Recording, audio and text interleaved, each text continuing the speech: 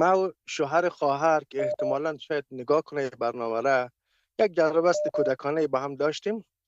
اینیالی او شوهر خواهر من کرده خواهر مرا و خواهرزادای مرا که بیاد دیدن من آره. و معلوم 5 ماه 6 ماه که ندیدم اونا را. خودم که من شدم نمیتونم برم خانهشون، ولی بله.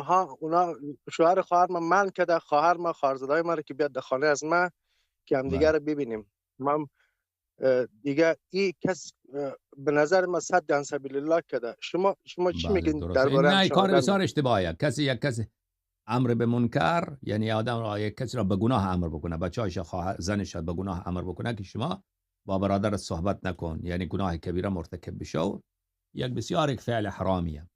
فعل حرامه. خب آدم باید امر درسته. بکنه به نیکی، امر بکنه به خوبی. حالا با یک کسی آزردگی پیدا شد، آدم باید عفو بکنه، ببخشه. ولو مثلا فرض بکنه حالا شما اشتباه کردی، شما یک حرفی زدی که ناحق بوده، حالا دیگر آدم باید عفو بکنه، ببخشه. اصلا کسی که از یک مسلمان دیگر، شیعه دیگر آزرده باشه، حق نداره بیش از 3 روز با او هم قطع کلام بکنه. حد لا اکثر اله اینه الا که شما الله. تا 3 روز لا. نمیتونی با کسی صحبت بکنی، بعد از او باید آشتی کنی، باید لا. سلام بدی. و اگر تقصیری ولو هم اگر از تقصیر طرف جانب باشه.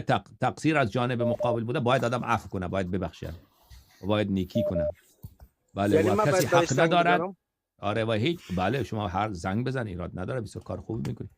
کسی حق نداره که کسی دیگر را امر بکنه که شما با پدرت صحبت نکن، با خواهرت صحبت نکن، با مادرت صحبت نکن، با اونها قطع رابطه بکن. این بسیار ظلم عظیمه.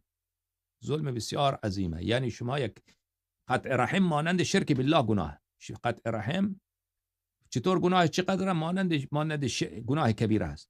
شما یک کسی را چی بگی برو زنا بکن، زنت امر برو زنا بکن، چه زنت را امر بکن که تو با پدر مادرت حرف نزن، یا با لا اله خواهرت الا حرف الله. نزن، یا با برادرت حرف نزن. درست این چنین گناه عظیمه. بله.